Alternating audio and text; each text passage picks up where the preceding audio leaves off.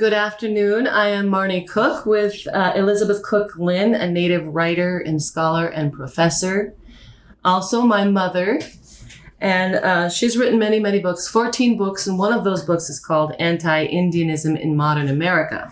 And it is one of 10 books that has been chosen to be featured in the Oak Lake Writers Society's hashtag Native Reads campaign. And so this is a series of podcast episodes in conjunction with the First Nations Development Institute's hashtag Native Reads campaign.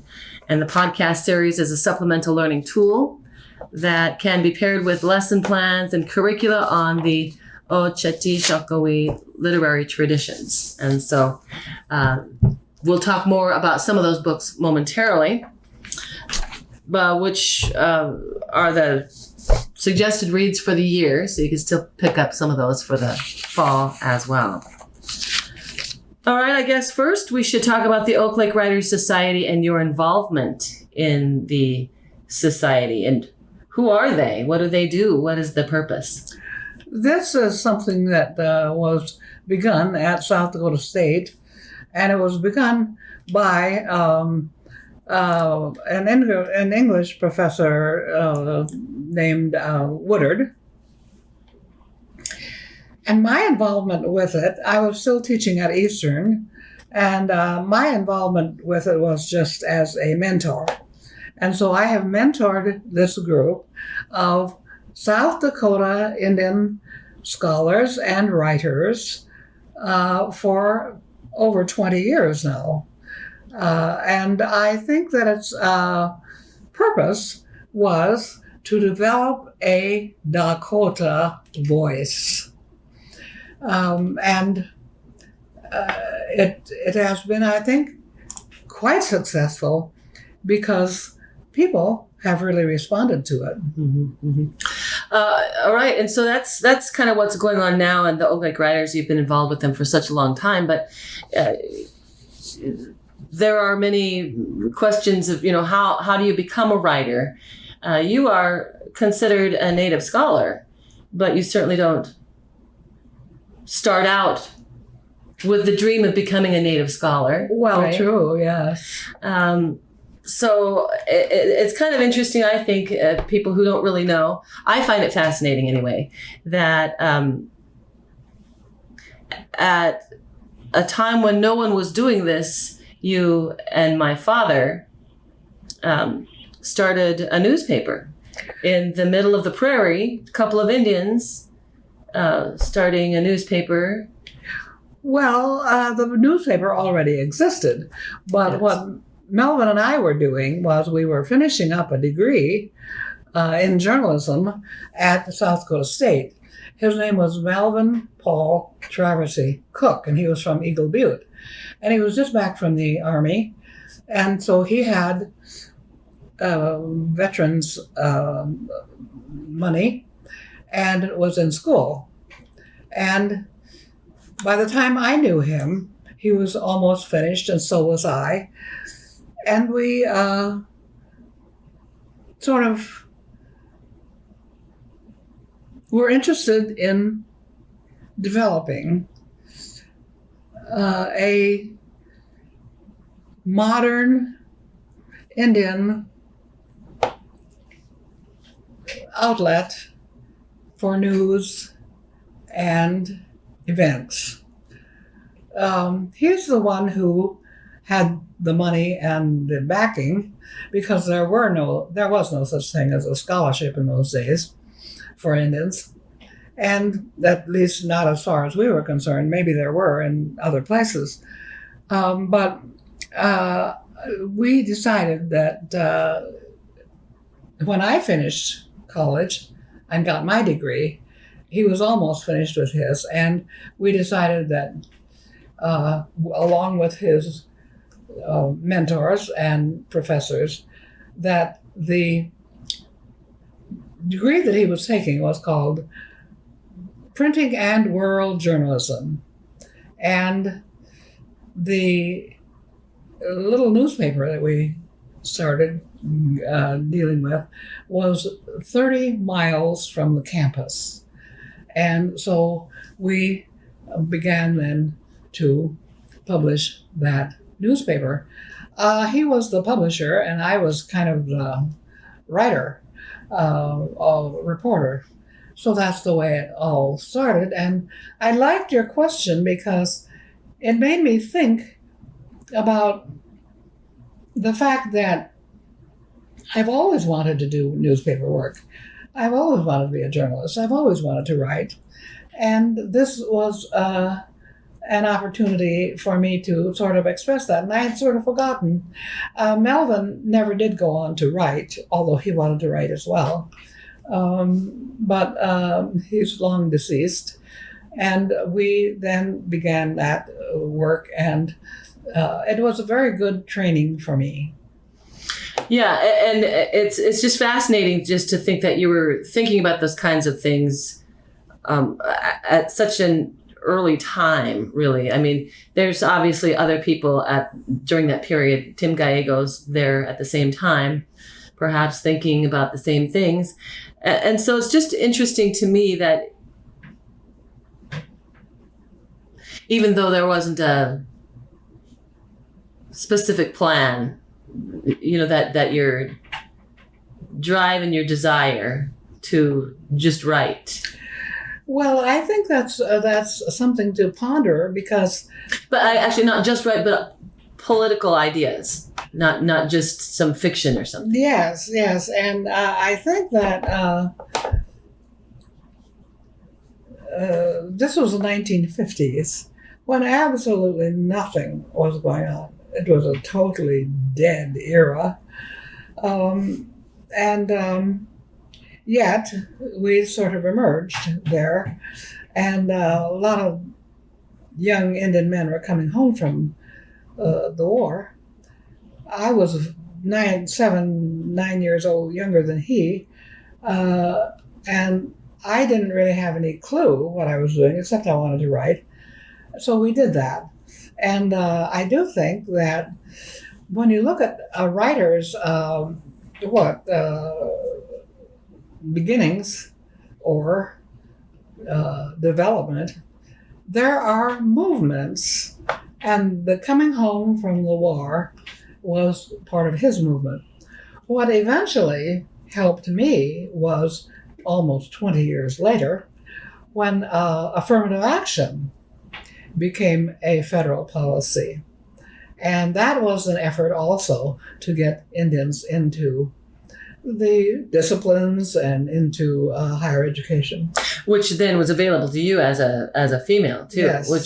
But prior to that, there really is no mechanism to help you at all. No. So even though there's all this racism, and Melvin experienced it every day of his life too, there still is a sort of a structure that helps him to move on should he decide to be successful, or is there still the structure that kind of keeps him he it's difficult for him to move on to be a journalist after that. He is continually in the print room.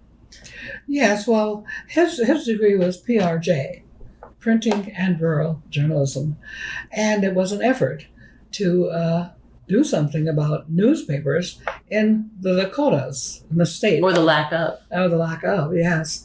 It was an effort on the part of, I don't know, the federal government or something.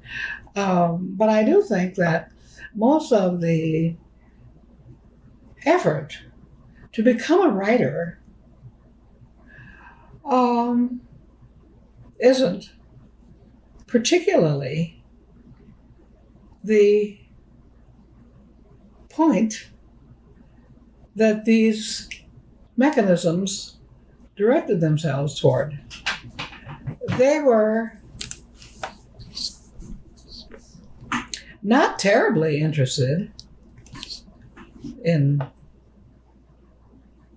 Indians.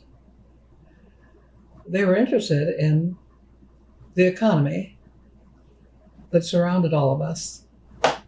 So I don't know. The money that was coming to tribes, you mean? Yes. And there was no such thing for me or anybody then, as far as I knew, any kind of scholarships. And you even talked about, because we're talking about your book, Anti-Indianism in Modern America, which you didn't write. It falls in the middle somewhere of all the books you've written. And when you wrote it, you experienced a lot of criticism, and people called you racist for saying the things that you were saying, which is interesting, of course, because this many years later, 15 years later, it's very timely. It is. And I think that when you look at what was going on early on, no one really wanted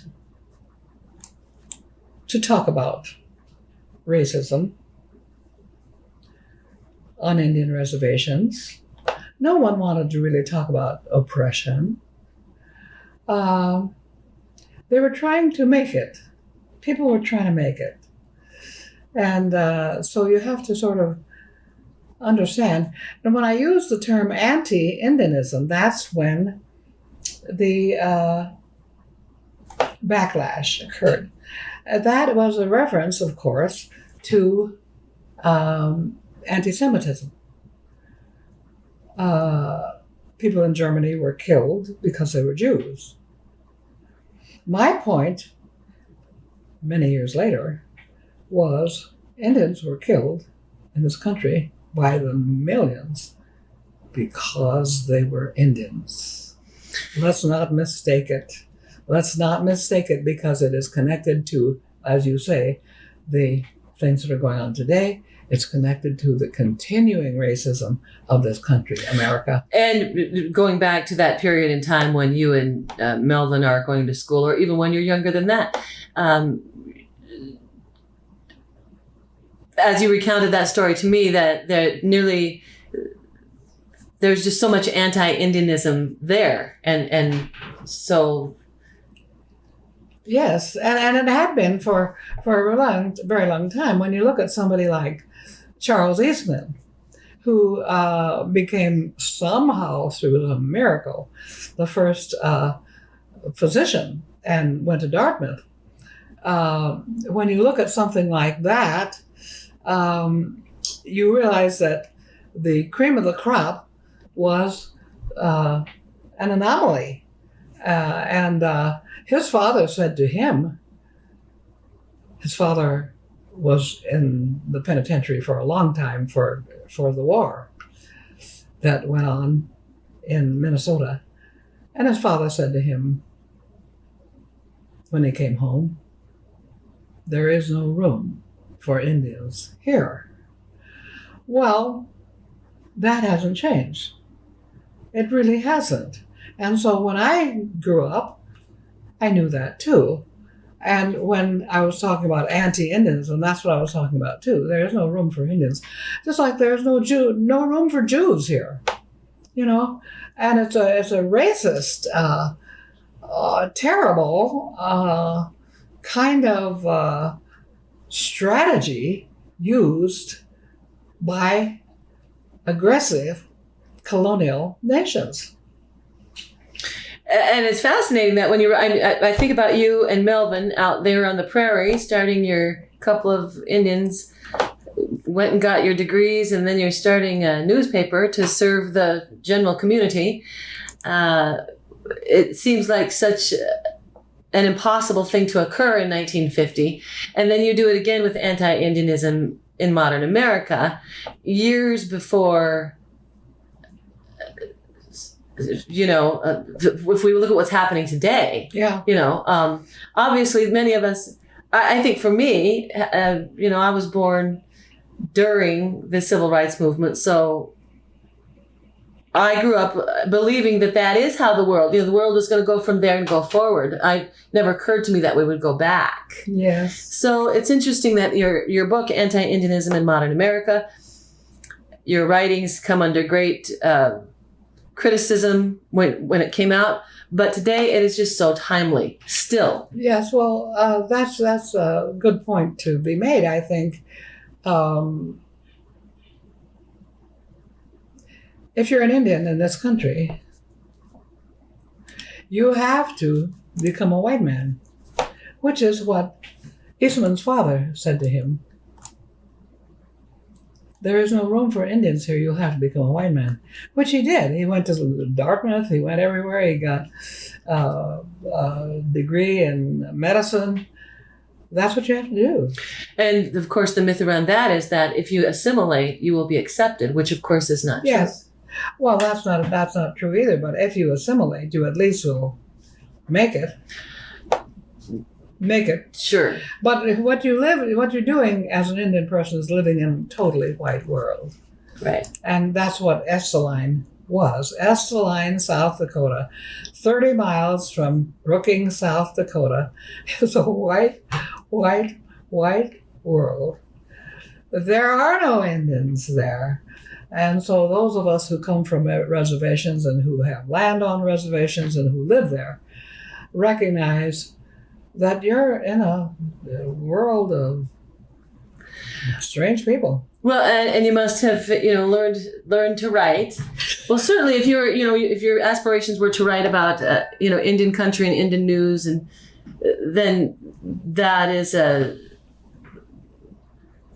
clearly you're not writing about any of that. Probably at Esteline. Well, the thing is that I was a child where 2 languages were spoken fluently all the time. Everybody talked Indian in those days. And I had a grandmother who was part French, and she even had a relative who spoke French. So I was interested in language and how language is used as a kid. I didn't say anything for many, many, many years, but I understood language, and I wanted to get good at using English. When I went to school, I went there and learned to read English. And I thought English was an interesting language. It does not do what the Dakota language does, because it's built in logic and a different world. So when I went to college, I was going to get good at using English, and I did. One of the questions that someone had asked me to ask you was talking about Aurelia. She didn't really mention Aurelia, but that's when she began to read your things, and and said that your writings became political, but as a child as one of your children, there was constant politics really in our home. Yes. My grandfather was one of the first tribal councilmen elected to the Crow Creek Sioux Council. His parents were Yanktons and Santees, and so my father was involved in politics as well. And on the reservation in those days, you lived in a political world, and so when I met Sarah, who is, by the way, one of the professors who has done just a marvelous job of organizing this, she said, "When did you become political?" Well, it's interesting that I've always been political. And I think that as an Indian person in the milieu where I grew up, everybody talked politics all the time. But and it would seem to me that it kind of would be just a part of tribal life, because especially in modern times, just because of our treaties and our structures, and we're continually having to deal with another nation, and so yes. And when you look at when I was born in the 1930s, what was going on was the organization of the Indian Reorganization Act. That's why my grandfather was running for council, because they were trying to build that government. It was the beginning of tribal governments as we know them today. Now, there were traditional governments, of course, from thousands of years. But in the 1930s, the development of Indian governments was ongoing, and it really, when you look at it, and you look at it cynically as I do, it was a way for the federal government, which had signed treaties with these people, said, we got to find a way to talk to these Indians, and we'll put together a tribal government so that they can talk to our government. So if you want to be really cynical about it, that's an answer to why every Indian I know who is my age, including Vine and everybody else, is talking about politics. And that was certainly the case as a child. Obviously you were immersed in Indian studies, so we had people over often that were talking about Indian studies and treaties, and wouldn't you know? Sorry about that. We didn't have one call. Answer the phone. Where did we go from there? Did we what did we just talk about? So then you you come back home from college in the 50s, and there's the rerouting of the river and the taking of land to do that, and the pittance then that my grandpa, your father, gets paid for the land that the government takes to reroute the river, and so. That seems like an important period in which you start looking at Indian law. Well, yes, and you look at a lot of things in those days because there was just total destruction of an environment that we knew, and we knew intimately. And I remember coming home and seeing those trees standing. Now they were flooded, and they were stood there for 20 years dying. Or longer. I think they were there when I was a child. Yes. And one of the first things I wrote, which was the Badger book, talked about that. The skeletons of those dying trees. So there was a lot of discussion about what was going on and what was happening. And at the same time, people were trying to get married and have a family and plant gardens and go to school. And it was really quite difficult. Devastating. Yeah. And everybody went off to boarding schools because there weren't any schools there in the 30s. Mm-hmm. I was born in a IHS hospital on the Missouri River that took in the treaty tribes, the Sioux, the Arapaho, the Cheyennes. So it was a huge, huge hospital. And that is now underwater. And they just came and flooded everything. And so there was a lot of disruption and political talk. If you wanted to listen to what my parents talked about around the table, it was politics. Yes. All right. And so then, we could probably spend a lot of time on, those formative years. But I guess let's just move straight on to, you got a job teaching at Eastern Washington University. Where you're expected to publish. Yes, we are expected to publish. If you are a college professor, but I must say that I wrote a lot before I really knew what I was doing as a scholar in Native Studies, and I always like to talk about these three books together. New Indians, Old Wars. You see? Mm-hmm. I call that my trilogy. Mm-hmm. And I had to write a long time. I had to teach a long time before I got here.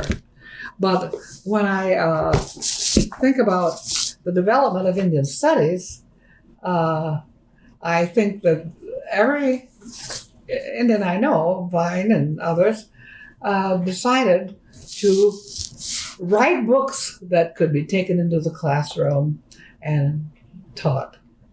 Yeah, so you end up at the university teaching, but you don't get to just teach what you want. You have to teach what the entry-level professors, or you're not even a professor or a tenured professor at that time. So you have to essentially just teach what Yes. they want you to teach, and that is the comp classes and Oh, yes. Lit 170 and the short story. Yes.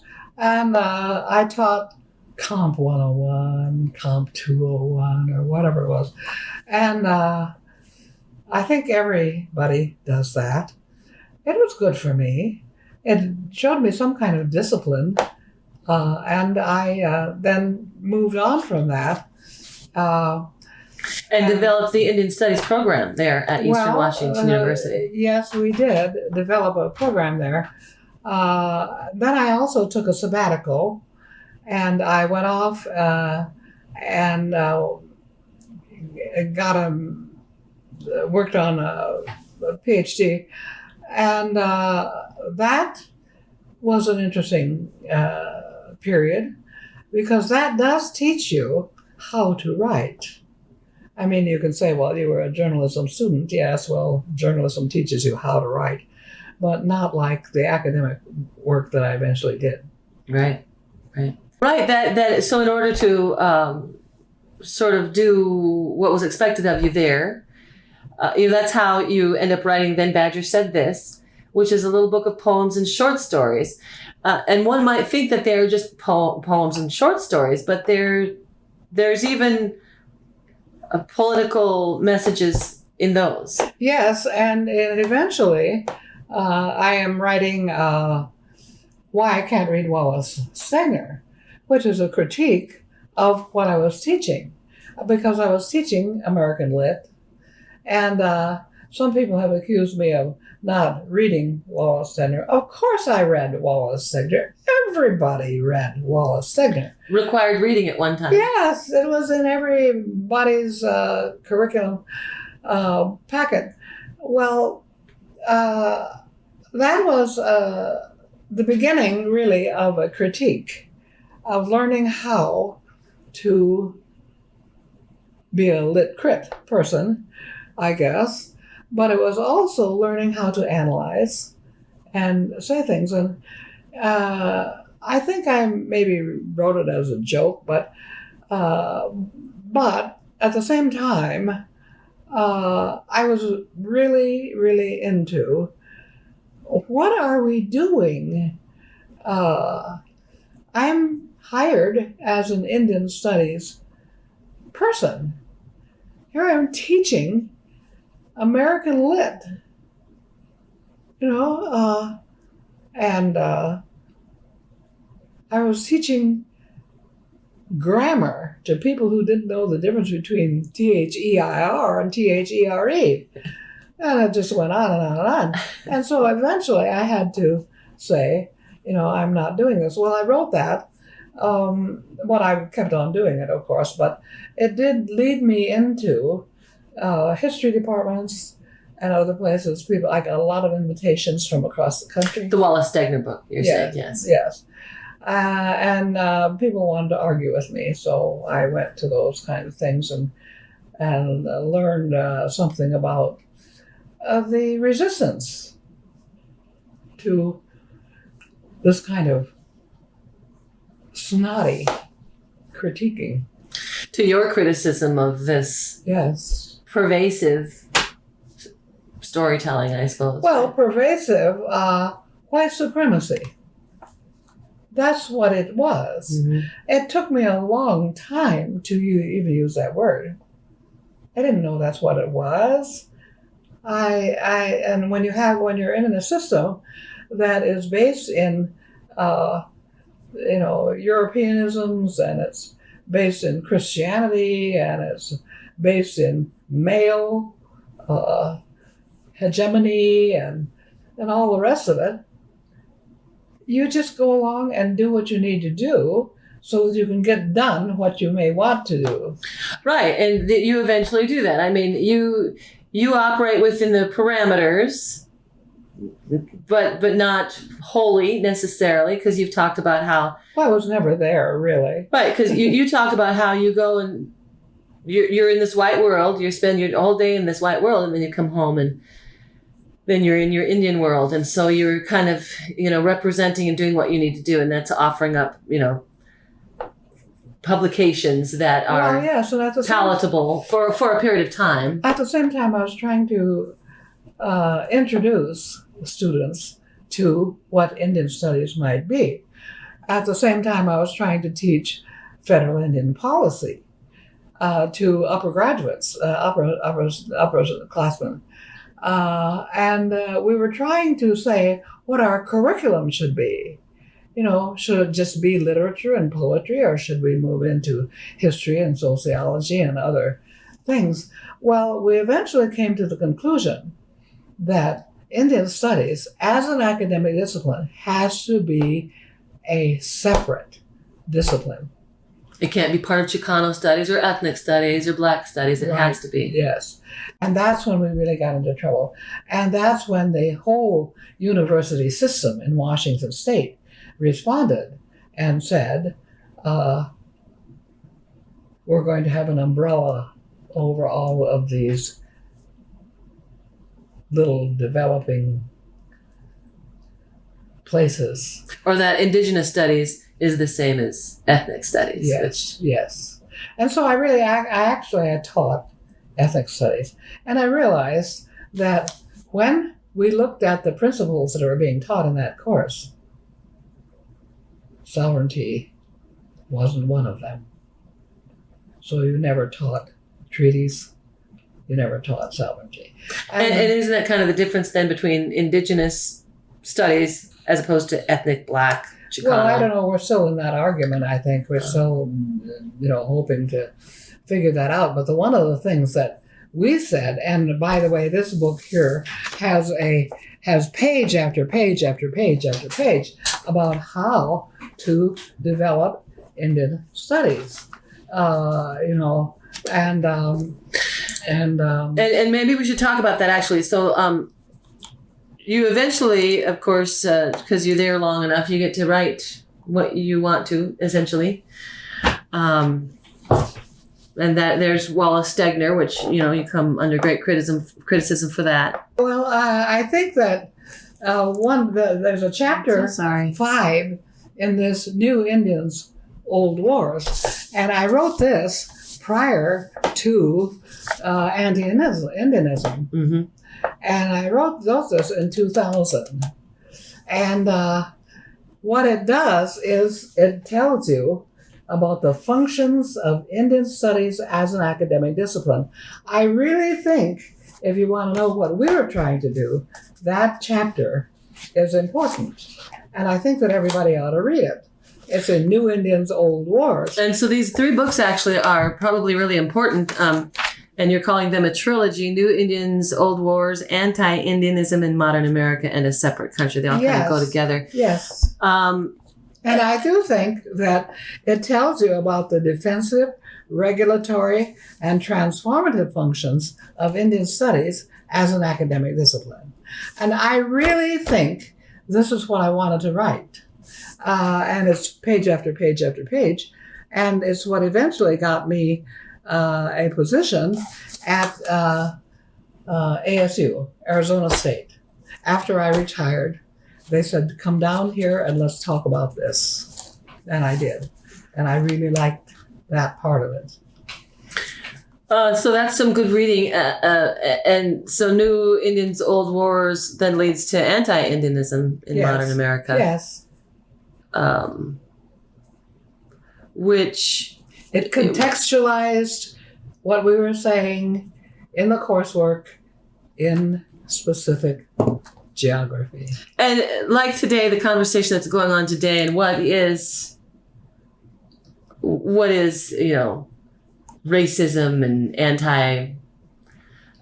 you have very good explanations of it in there. I think. Well, and one of the things when you talk later about how all these kids are out there and they don't know treaties and they don't know this, what America did was it separated us from geography, Yes. and that was done by law. And that's one of the reasons deliberately. And one of the reasons that law is important too, is because legally, they said you can give up your land and become a part of America.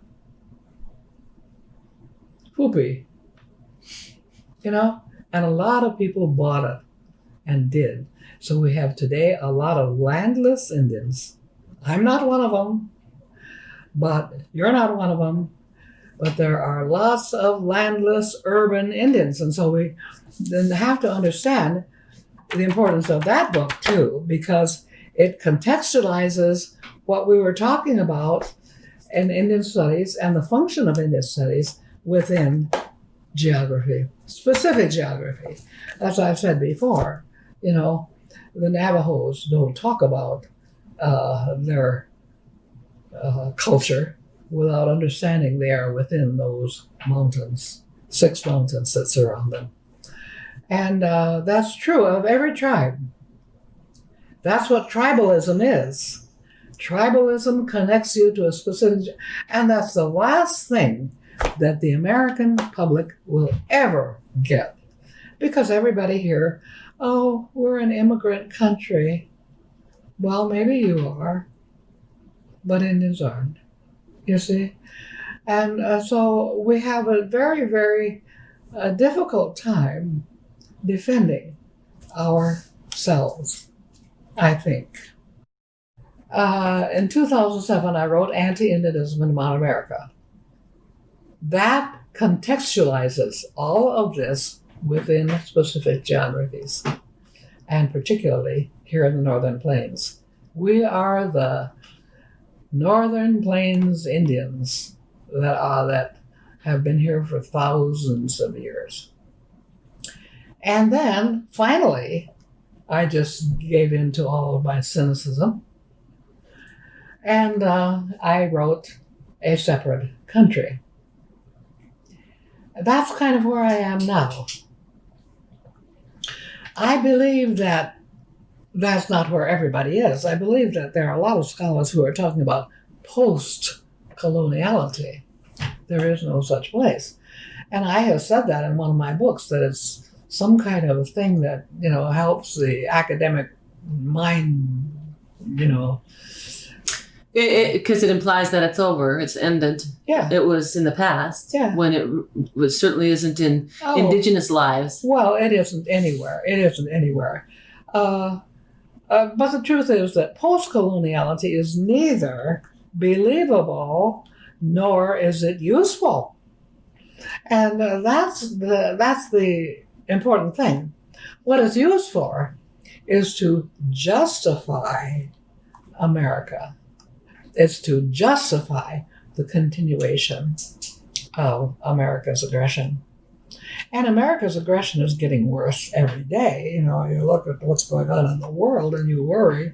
America has become the most dangerous nation in the world. And I wonder how we're going to manage. There are many people who don't write scholarly stuff. I very often quote the Means brothers. I knew Means quite well. And I knew his mother. His mother was a Yankton Indian. And she was related to my grandfather, whose name was Tatekeya. And she was a wonderful person. And she raised a bunch of boys who did the best they could to express what it is that all of us, his mother and my grandfather and all those people, knew to be the facts of how it is that indigenous people think about the universe. I quote sometimes Charmaine Whiteface. Now, these are people who are, and she writes, by the way, and writes some important stuff. Yes, she does. These are people who are thought by the mainstream in American society, and certainly South Dakota society, to be the AIM developers, the American Indian movement, which has been, in my view, the most important uprising of my generation. Not since Sitting Bull was shot has anybody really tried to defend what's going on in the defense of ourselves. And I really think that the American Indian movement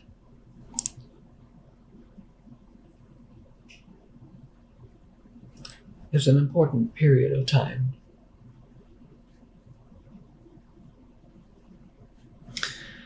And the anniversary is coming up, I believe, right? The standoff at Mount Rushmore, Yes. I think. Well, there have been many movements, Yes. and most of them are not driven by people like Russell Means. They're driven by people like Ben Rifle. Who are you saying that he is given more legitimacy, perhaps, than Ben Rifle? Russell yes, Means? yes. But he was of my father's era. Right. And he was not well thought of by my father. And he was called,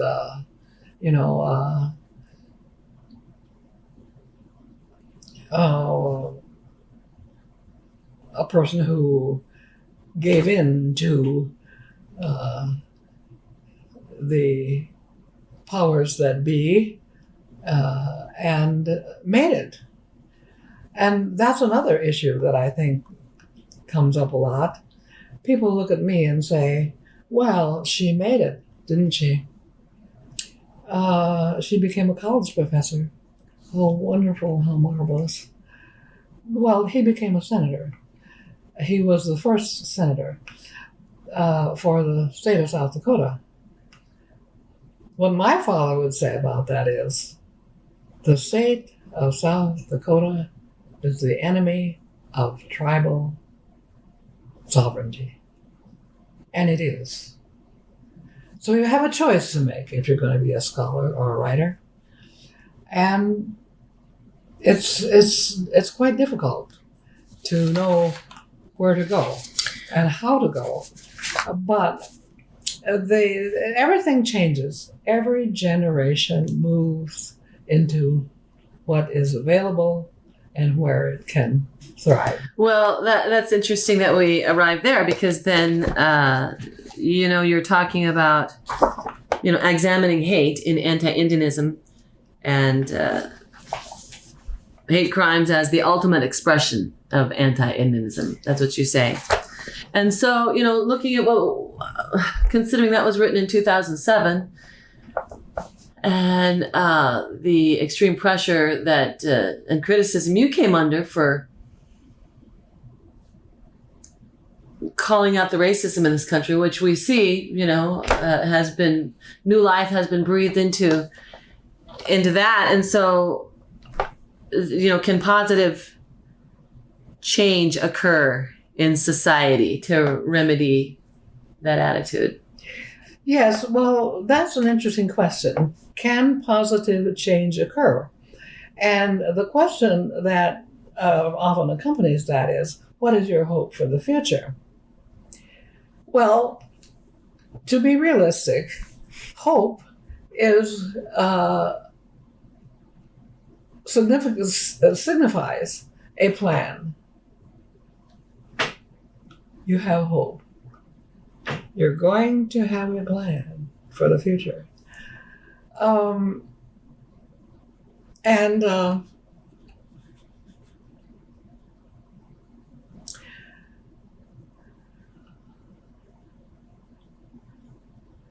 It's one of the reasons, I suppose, that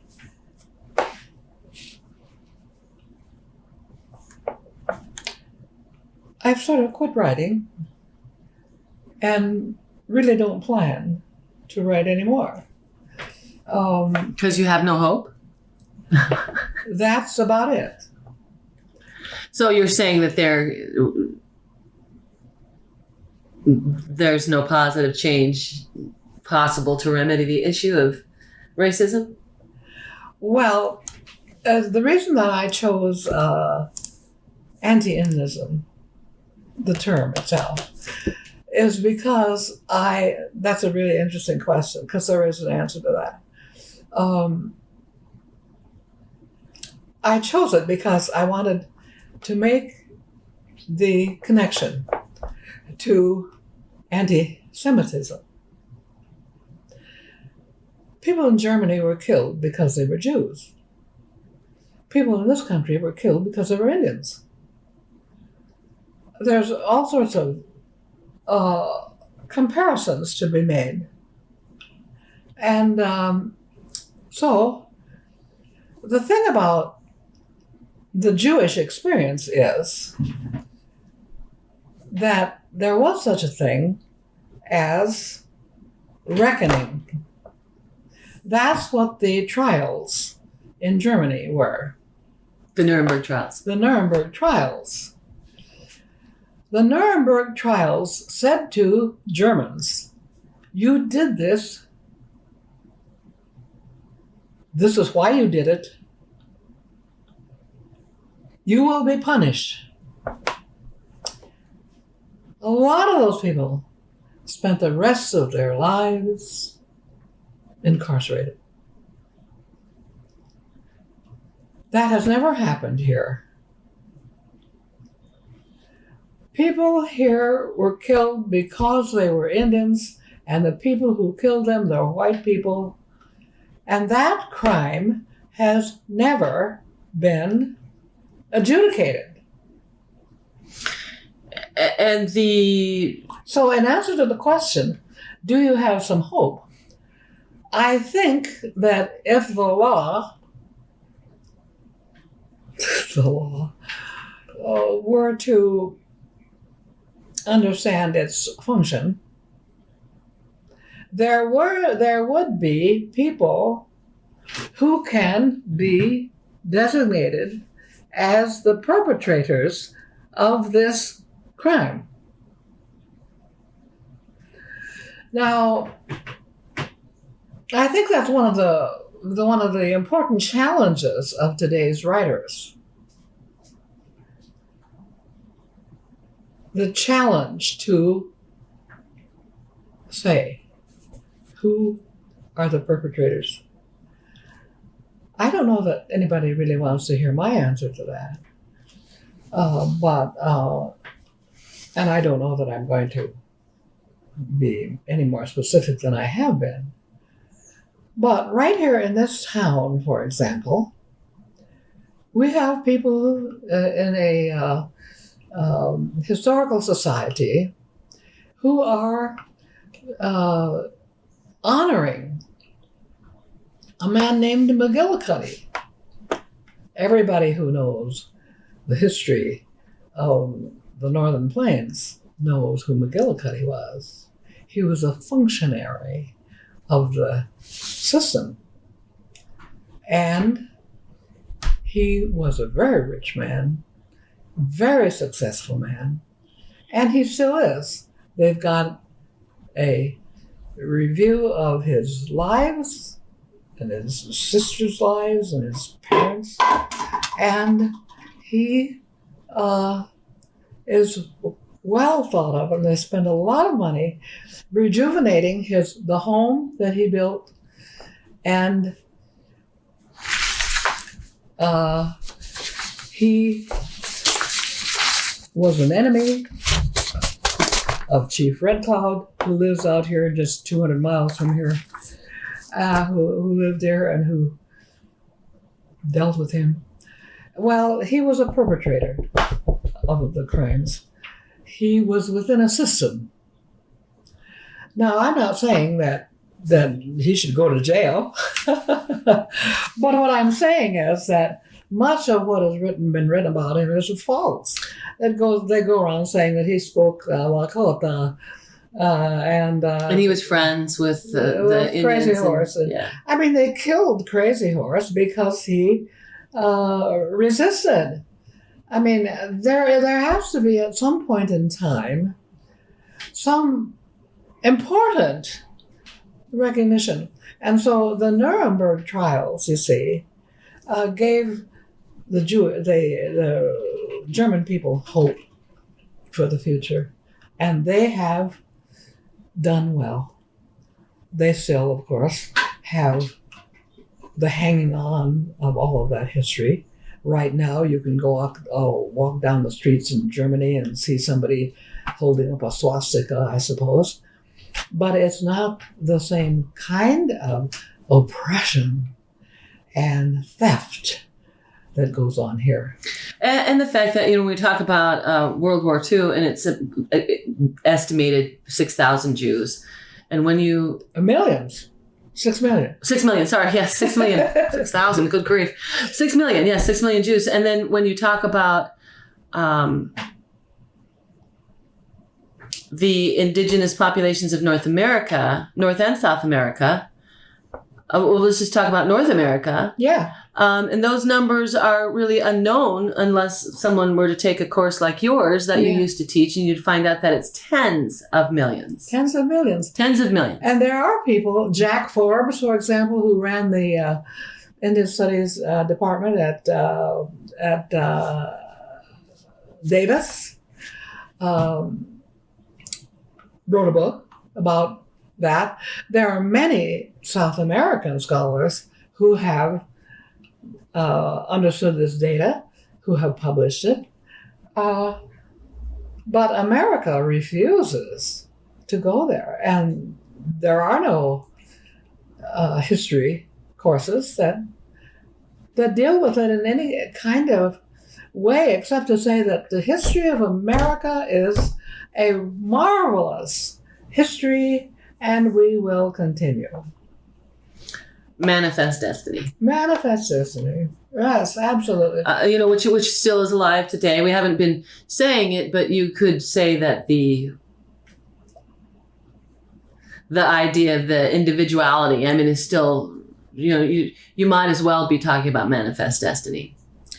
Yes, well, there are many, many ways, I think, that American Indian scholars have tried in the 20th century to do the right thing as writers. Getting back to the business of writing, that there is still a journal like this one, which is called Wichazo Review. We started this in 1985. Roger Buffalo Head and Bill Willard and Beatrice Medicine and I simply said, we've got to do something about making things available. And now we have this kind of organization here, Stories of the Ojeti Shakoa.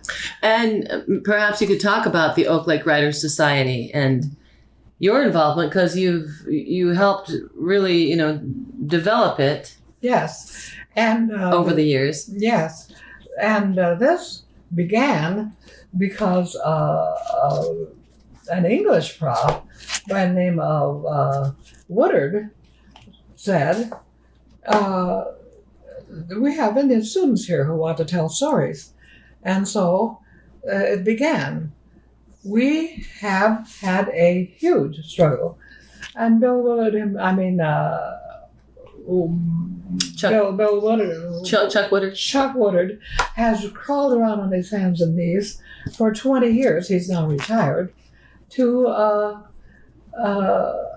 get money to keep this thing going. They have now moved to Arizona, to Albuquerque. And I'm wondering about that move. It was necessary because there was no support here. As I say, Woodard single-handedly kept this from dying out. And a lot of Native writers came, and it was a Sioux Indian writers group. The purpose of which, what is the purpose of Native American literature? What importance, I suppose, maybe? Well, I think the purpose is to understand that every tribal group has a literary past. The Navajos do, the Omahas do, the Sioux. We have a huge literary past. And when this started, that's what we wanted to have it understood as, a tribal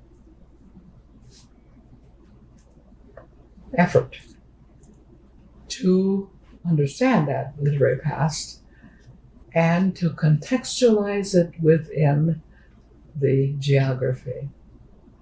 So, when it now moves to Albuquerque, we're pleased because a lot of things can get done there that could not get done here because of the white supremacy resistance. Anti-Indianism? Yeah, because of the anti-Indianism that goes on here. And so, yes. And we have a couple of brilliant scholars. Sarah Hernandez, her people are Sishangu. They're from the Rosebud Indian Reservation. We have Nick Estes, who is from Lower Brule. And that's across the river from where I am from. And these two scholars have now moved to Albuquerque. Mm-hmm. They are professors there, and they are doing marvelous things with this Oak Lake Society. But it's not Oak Lake anymore. Right. It's not Oak Lake. So, and that goes back to the Oak Lake. The name is specific to... Yes, and where we met every summer, you could walk over to Oak Lake, right, and fish over there if you wanted to. So, of course, you for many years taught about treaty rights and land issues, native land issues, and yes, and that is still taught at the important repositories. Universities. I actually have some younger Native Americans that I know who talk about that the treaties need to go away. They need to end. It hamstrings us. That seems like the wrong way to go, I think. But maybe you could explain more why the treaties are so important. Well, I think that there is a dilemma that your friends and others are trying to describe. But treaties are essential in the development of nationhood. And if we're talking about sovereignty, we're talking about the sovereignty of the Dakota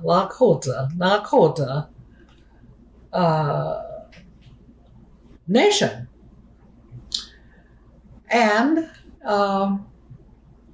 treaties are the way that nations speak to each other and make agreements.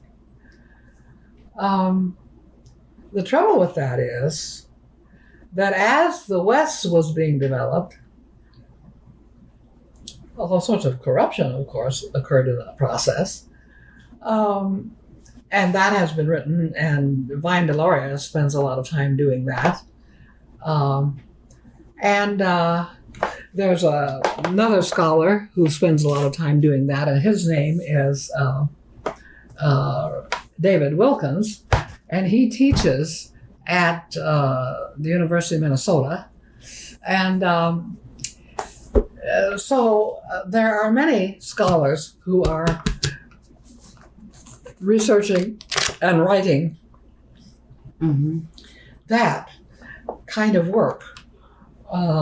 I think that, let's see, where was I going with that discussion? That was just about the treaties and the importance of the treaties. Oh, well, because you've got a lot of, a lot of younger Native Americans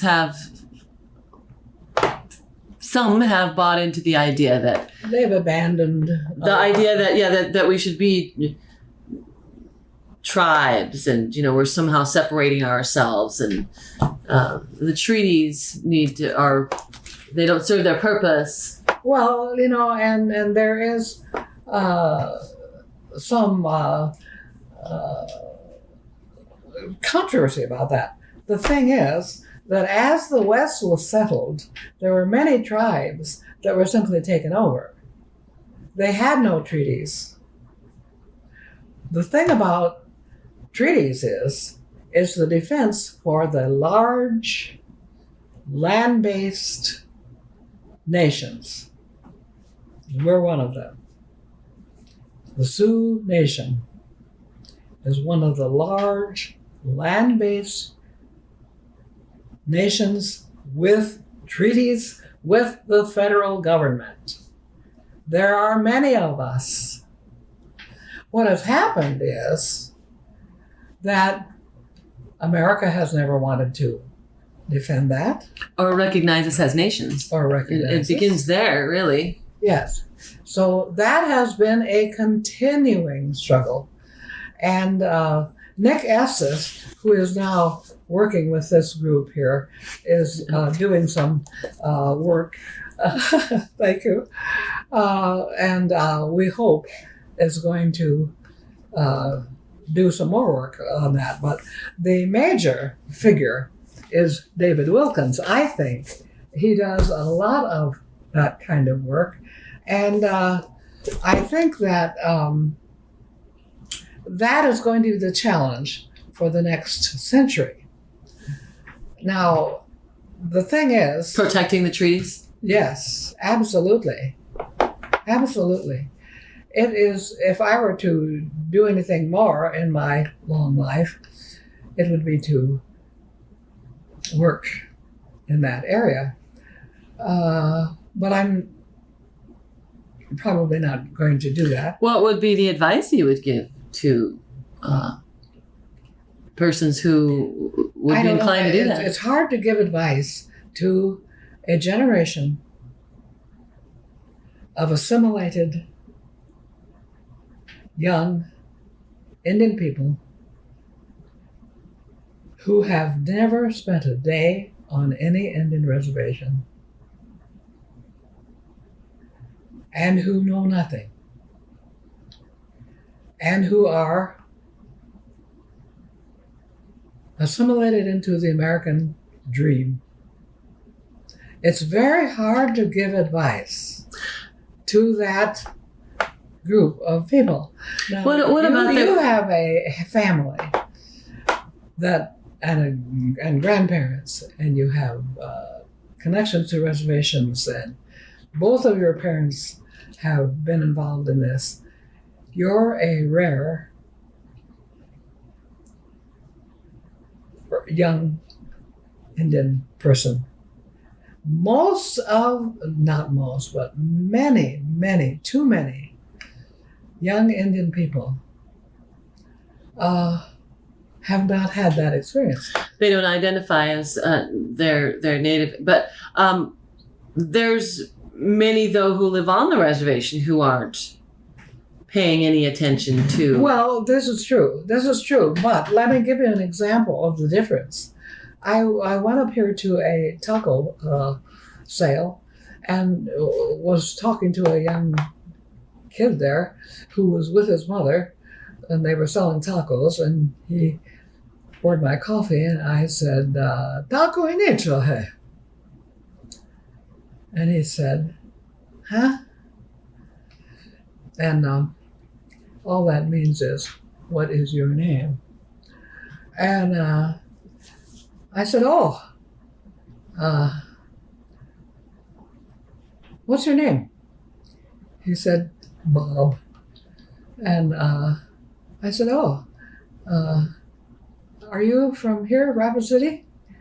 And he said, yes. And I'm born and raised here?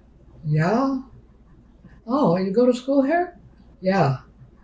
And it's right in my school. It's right down there, he said. And I said, well, so you don't know any Indian, you don't talk Indian then? And he said, no. And I said, well, who's your grandma? And he said, I don't know. And I said, well, are you from Pine Ridge? And he said, uh-huh. And I thought to myself, here's a guy, 12 years old, living here in Rapid City, doesn't know who his grandma is, but he knows he's from Pine Ridge. And I thought, this is the tragedy of how we live. It's nobody's fault, really, ours. It's not his mother's fault. It's not his grandma's fault. It's not the fault of Pine Ridge. It's not my fault. It's what he is confronted with every day as a kid who's 12 years old. You know, this is the dilemma. Now, we are trying, of course, in the schools. There are many, many educators who are trying in the schools to get the language there and to deal with this, and he will at least know who he is. Now, whether he knows anything about the treaties that abound in Probably knows nothing about them. in an ordinary conversation at Pine Ridge. Not a 12-year-old. Yeah, he's probably not going to go. Well, I mean, I'm talking about the 20s, 30s, and 40-year-olds. Now, I wouldn't expect a 12-year-old to really be paying much attention to anything outside of him or herself, but or rather to be maybe at 12 just to be just awakening, you know, that there are others in the world. I mean, our adult persons who have abandoned it all. Yes. They have abandoned it all. And that's our fault. That's the fault of every. But what is the solution? Indian I person. guess because we could probably talk about, you know, the failure, and you know, we could go back to anti-Indianism. We could talk about it all again, but well, there are several solutions, I suppose, and one of them is to understand the oppression. I suppose so, because I know that as a child, in our household, I know one of the questions that someone asked was, you know, when did you become political in your writing? But you had always been, politics were always a part of my childhood, and Native American politics especially. So I always had an understanding of the oppression and the obligation. Yes. No matter where I was living, that I still had an obligation. Yes. Yeah. Yes. But there isn't really that, even among many who the reservation population. Yes, I agree that it's how the modern world works. It's part of that assimilation. It is assimilation. And I think that if we want to, I have spent my life trying to develop an educational system that will help us.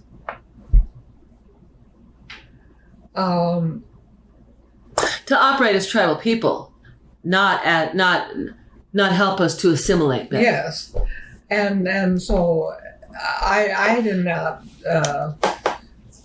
get involved in this so that I could go off to Stanford and become an engineer. Although, well, go ahead and do that. Well, what is the dilemma? Is the dilemma, because you said you had said it earlier about when you were teaching at the university.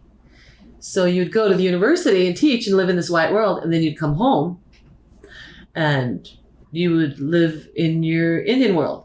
Yes. And so you'd go every day and represent. You could call it that. You're representing. You have to go out every day and represent. You have to put on a face. Yes. And I taught American literature. But you gotta do what you gotta do to be able to do what you want to do, I guess. And if you had to teach something, at least it was American literature. I mean, I read all those classics as a child, and they were like parables, many of them. But I don't think that just because you live off the reservation does not mean that you forget who you are. I guess you can. I suppose it is easy to, because you don't have that connection, and you just don't have that connection, and which is one of the dilemmas we hear about kids leaving and going to school somewhere, and they end up flunking out because they don't have that family connection. I think the other thing is to understand the oppression, but also to try to build institutions. One of the best things that ever happened in Indian education is the development of land-based community colleges. Now, that was thwarted at every turn, and as soon as we started teaching the language, South Dakota State wanted to teach the language. Now, that's a state institution. It's not a tribal institution. So they hired some teachers to start something, and they started something, and so there it is. I think, you see, that if we possess land, and if we possess land by treaty, that it's up to us to develop the institutions that will make that thrive. And we're doing that. They've got Sitting Bull College up there on Standing Rock, and there's Ntegalishka out here at Rosebud, and there's Ogallala Lakota here at Pine Ridge. These are institutions that need us, and they need money, and they need support. The trouble with the state institution is there's never going to be a faculty there. There's never going to be a department there. Department of Native Studies. That's a reality. We have tried. It's never going to happen.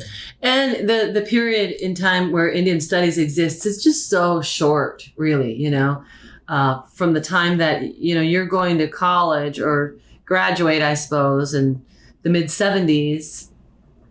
And by the time I enter college, in the early to mid-80s, it almost is non-existent by that time. Yes, it is.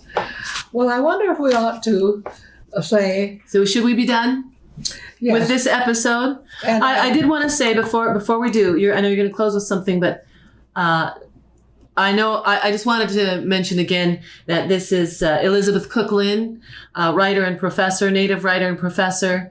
And so this is an interview as a part of the Oak Lake Writers Society podcast series that is in conjunction with the First Nation Development Institute's #NativeReads campaign. All right, so you wanted to read something there? I did. I didn't decide what I was going to read, but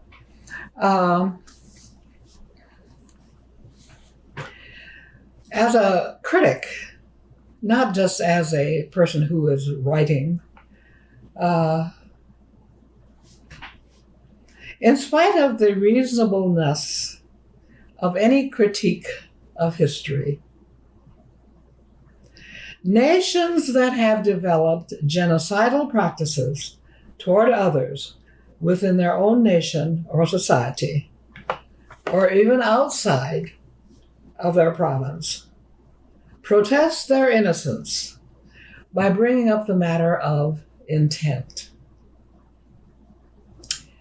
We didn't intend for Indians to suffer. We didn't intend to kill millions of Indians. The United States, as well as countless other colonizers, have used the rejoinder of a tent to any critical analysis of their history. We never intended to destroy the natives. Therefore, if there was no intent, there was no genocide. That's why genocide has never been used in American history. And it goes on still. They rationalize and excuse a history so ugly it cannot be acknowledged. And so that's the challenge for every young Indian person, to understand the oppression and to understand the intent. The intent toward treaties is essential. It's essential. And yet... And our right, isn't it? As nations? Yes, as nations of people. It is. We have every right to expect that. Yes. So anyway, I really think this was an interesting discussion. Well, very interesting. I could have been more organized. I could have too, actually. Because I think this is an essential thing. Yes, so I wanted to say this. So Elizabeth Cook-Lynn was just reading an excerpt from her book, Anti-Indianism in Modern America, which is one of the 10 books featured in the Oak Lake Writers Society #NativeReads, and they came out with that this spring. This is the actually recommended reading for 2020, so you still have an opportunity to grab any one of these books and read any one of them, including Elizabeth Cook-Lynn's Anti-Indianism in Modern America. And in closing, thank you, Mom. I'm Marnie Cook. Thank you. Thank you.